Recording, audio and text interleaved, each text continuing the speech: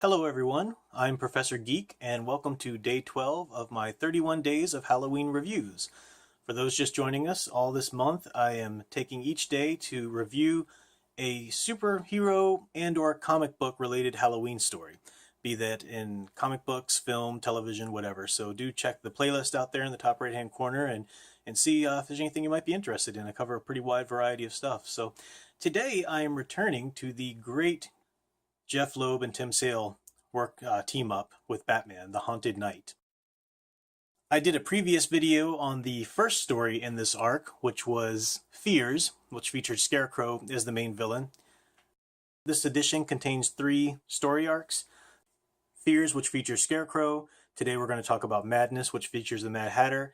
And then there's a story in the end called Ghosts, which features a bunch of villains, but Joker's kind of the main one that we end up seeing. So a lot of great stuff in this edition. They appeared in Legends of the Night.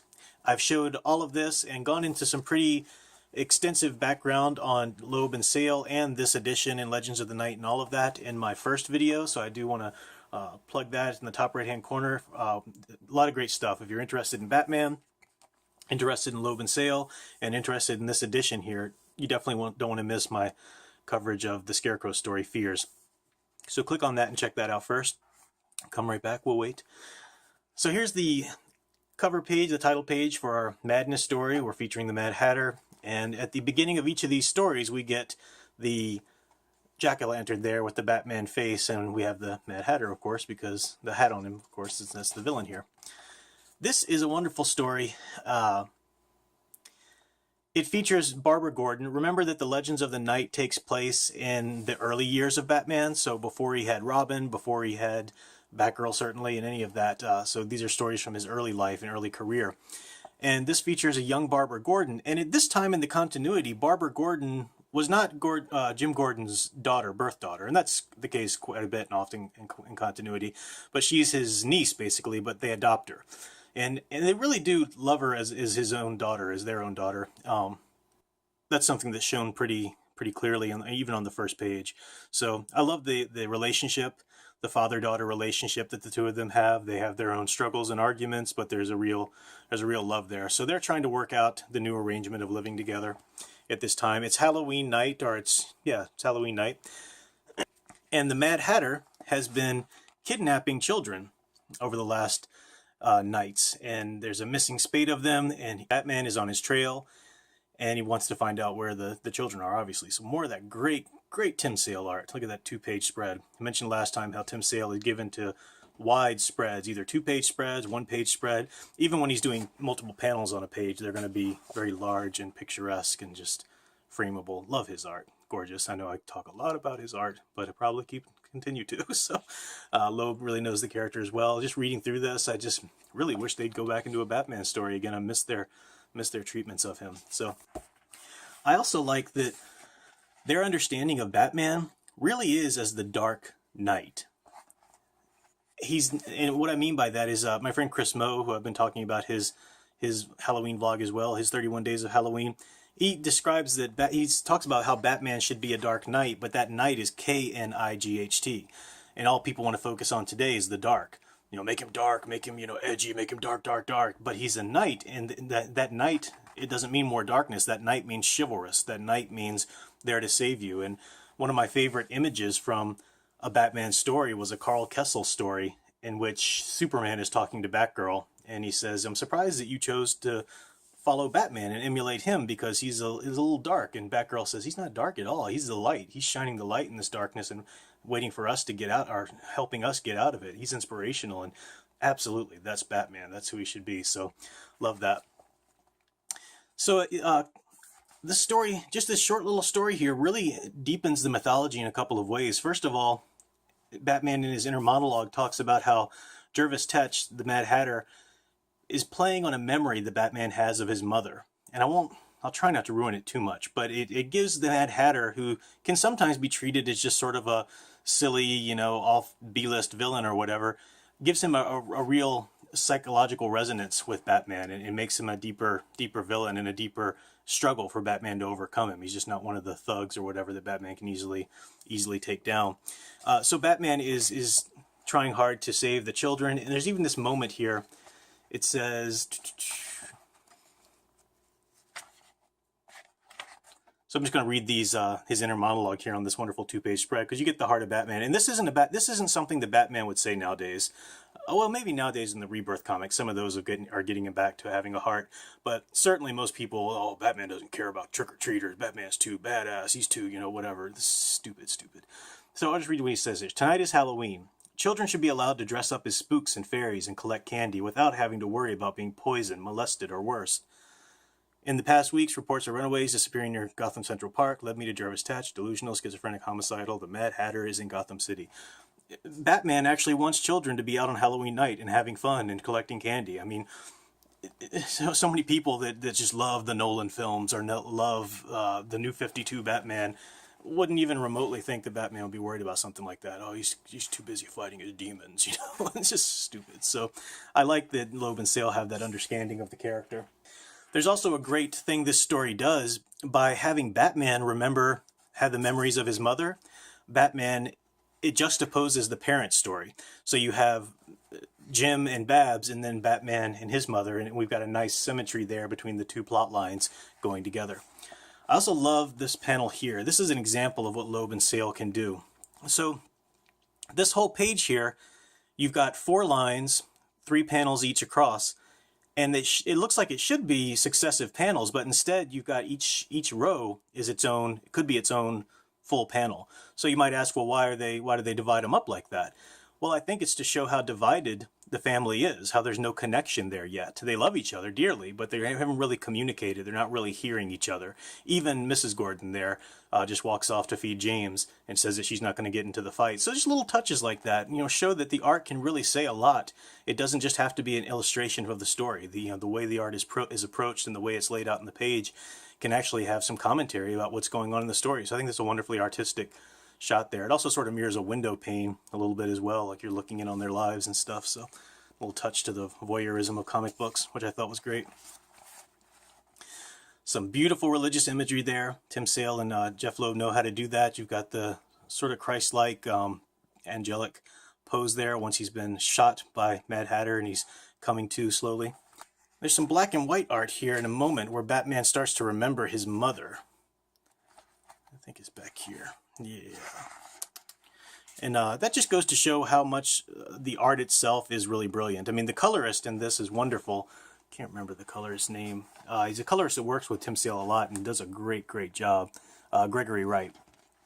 So the color is great. Even in those black and white scenes, obviously there's grayscale and that's been colored, so to speak. But you can really tell. Sometimes you look at an artist and having their colored product, the end product is so wonderful, but then you see it without the color and you think, I can see the inker and the colorist kind of help this art along a little bit. And even though the colorist adds to it here, Tim Sale's art is already shining for itself and showing forth. So that was really great. There's a scene here. So Batman, he comes out of this stupor and he's remembering his mother, and he falls down outside of this card playing factory that he's in. And here we have evoking the Pieta. And if you don't know, the Pieta is the famous pose in which it's been depicted in sculpture and art throughout the years, in which the Virgin Mary is holding Jesus' dead body coming down off the cross. So that's the Pieta, the dear mother caressing her dead son. And a lot of people, if they recognize that much, that's great. But a lot of people would just groan and go, oh, more religious imagery. God, stop it with the Christian imagery. Shut up. You don't understand anything. The fact that this is in this story speaks volumes about the deeper message of this story and what it says about the Batman mythology in general. Batman is all about recapturing for himself, but really for Gotham City, what he knew with his mother. And what I mean by that is his security, the love, the safety, the warmth, the unconditional affection that he felt from her. That's what Batman's out there to secure for people. He's making the city safe. In terms of psychoanalytic theory and psychoanalytic reading of literature, a lot of people know that Freud, one of his big contributions was the Oedipus complex, right? So everybody wants to kill their father and marry their mother, kind of silly. But in terms of literary theory, you can look at that as metaphors, and it runs rampant through literature. Absolutely. So think about Batman. the metaphorical mother is who he's trying to fight for. In that's shown in his psychology, always thinking about his mother and wanting to go back. So the metaphorical mother is safety, is security, is justice that he wants. And he's rejecting the metaphorical father, which is Gotham City and what it has become. That's not a real connection to his own father. Of course, he loves his own father, but it's just this, we're talking about metaphors and talking about psychoanalytic theory. I could go on and on, but I don't want to get too bogged down into that. Hopefully that makes some sort of sense, my little short shrift that I've given that. Another great, of course, Babs ends up getting caught by the Mad Hatter. She goes out anyway, so another wonderful 2-page spread. I like how Tim Sale, too, he tends to pick an aspect of a character and make and exaggerate it. Kind of caricature-esque, but it's the way he stylizes these characters. So Batman's ears, for example, Mad Hatter's hat. For Barbara, we have that plush, that lush, really orange, fiery red hair, and that shows through in various, even when she's shadowed elsewhere, we'll see the hair. This is the panel that I'll end on because I don't want to give away too much, even though I kind of am giving away the story. Don't read the dialogue. Don't pay too much attention to those other panels. But here we go. This is an ending moment, an ending confrontation where Batman takes down Tetch and he punches him. Mad Hatter's getting ready to pull a gun on him, and Batman punches him, and Tetch falls back into the mirror. At first, he wants to go through the mirror, Alice through the looking glass, right? He wants to, the Jabberwocky is his reflection, and he wants to get past and to escape Batman. And Batman crashes Tetch's head, his hatless head, into the mirror. So it's really kind of crashing him into the reality that you're not the Mad Hatter, you're a madman. Now, even though Mad Hatter, Tetch is unconscious at this point, so he's not realizing that. That's the symbolism there, and that ends him, and that knocks him out, so he's captured. But I love what you see of Batman. Batman's been dealing with his own trauma and his own guilt because of some things that play out with the memories of his mother there. And now that we see, at one point he says earlier in the story that if it wasn't for his parents' murder, he never would have met Leslie Tompkins, the doctor that helped him so much and serves as an inspiration for him. And this kind of mirrors that idea, the fact that if his parents were never murdered, then all of the people he saved as Batman would never have been saved. And you see that all in this picture because as Batman looks into that cracked mirror, the trauma to the mirror is the bat on his chest. And that's a little bit of symbolism there because his own trauma made him the Batman. So all of the good that comes out of his deeds as the Batman wouldn't have happened without his own trauma. So lovely reflections and lovely ways to think about Batman and to think about, our own life and our own applications. So another great story is a part of Haunted Night. We will return to this book one more time to cover the last story in maybe a week or so. And then, of course, we'll move on to the Long Halloween, some other wonderful Loeb and Sale Batman Halloween stuff. I will give a shout out to my figures here before I end. I forgot to mention them. I picked these up at a con, but a great Michael Keaton Batman. He must have had a cloth cape at some point in his life, but that's been lost before I picked him up in the used bin. And then, of course, Michelle Pfeiffer's Catwoman. I love that. So I never knew these figures existed, but it's nice to have those in my collection. This was, of course, if you missed it in the last video, the '89 Batman film and the success and the Batmania that followed was what prompted DC to start the Legends of the Dark Knight line. And that's, of course, what's given us these great stories here. Do remember, before I sign off completely, that we're doing a giveaway for the Batman Nevermore. I did a video on this entire run as well, and a link for that is up in the top right-hand corner. This was a 5-issue story arc that I reviewed, but I have an extra issue number 1. And the giveaway is that all you have to do is comment on one of the videos for my Halloween vlogs here, and I'll place those names in a randomizer. But the trick is I'm only going to do this giveaway if my subscriptions reach 250. I think I'm at 236 now or something. So climbing there, getting there, still have part of the month to go. So if I'm at 250 by the end of the month, then I will throw those names in a randomizer, pick it out, and contact for the address and ship this issue out, which is a great one. Check that video out if you missed it. That's all for today. We'll come back tomorrow for some television/film reviews for the next couple of days, and then we'll get back to graphic novels. But until then, keep enjoying and digging deeper into the superhero and Halloween stories you love. Thanks for watching.